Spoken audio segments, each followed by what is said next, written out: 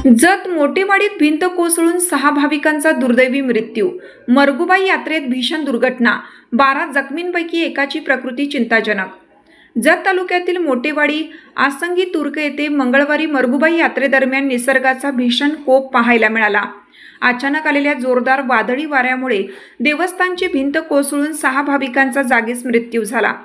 वादळापासून वाचण्यासाठी ज्या शेडचा आधार भाविकांनी घेतला तोच आधार क्षणार्धात मृत्यूचा सापळा ठरल्याने संपूर्ण जत तालुका हादरला असून यात्रास्थळी रक्ताचा सडा आणि आक्रोशाचे वातावरण निर्माण झाले। मोटेवाडी येथील मरगुबाई मंदिर परिसरात दर मंगळवारी आणि शुक्रवारी मोठी यात्रा भरते। या यात्रेसाठी जत पूर्व भागासह लगतच्या कर्नाटकातील डोमनाळ, टक्कळगी परिसरातून हजारो भाविक दर्शनासाठी येतात। मंगळवारी सायंकाळी 4:30 ते 5च्या सुमारास अचानक सोसाट्याचा वारा आणि पावसाला सुरुवात झाली।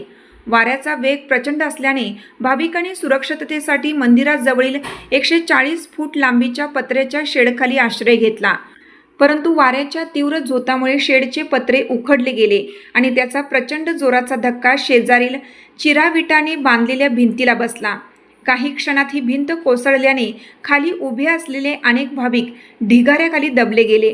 भिंत कोसळताच परिसरात मोठा धुरळा आणि किंकाळ्यांनी वातावरण सुन्न झाले। स्थानिक ग्रामस्थ, पोलीस पाटील आनंदा मोटे आणि सरपंच कोंडीबा मोटे यांनी तातडीने धाव घेत ढिगाऱ्याखाली अडकलेल्यांना बाहेर काढण्यास सुरुवात केली। जखमींना मिळेल त्या वाहनाने संक, उमदी आणि जत येथील रुग्णालयात दाखल करण्यात आले।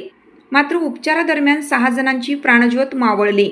यामध्ये कोंडीबा रावबा गेजगे वय 65 राहणार दरीबडची, शंकर आबा लोखंडे वय 80 राहणार पांडोझरी, मंगल भाऊसो मोटे वय 45 राहणार पांडोझरी, अरुण विजू गेजगे वय 13 राहणार डोमनाळ कर्नाटक, सोन्या लक्ष्मण चव्हाण वय 14 राहणार डोमनाळ कर्नाटक, संगीता रामचंद्र चौधरी वय 40 यांचा समावेश आहे।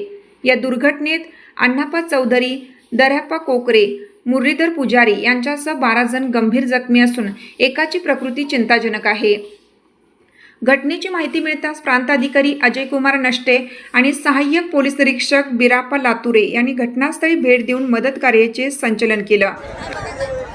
आमदार गोपीचंद पडळकर यांनीही प्रशासनाला तातडीने मदतीच्या सूचना दिल्या आहेत। दरम्यान देवस्थान परिसरातील हे बांधकाम अत्यंत निकृष्ट दर्जाचे असल्याचा आरोप स्थानिक नागरिकांनी केला आहे। एवढ्या मोठ्या दुर्घटनेला बांधकामचा कमकुवतपणा कारणीभूत असल्याची भावना व्यक्त होत असून या प्रकरणाची सखोल चौकशी करून दोषींवर कारवाई करण्याची मागणी आता जोर धरत आहे।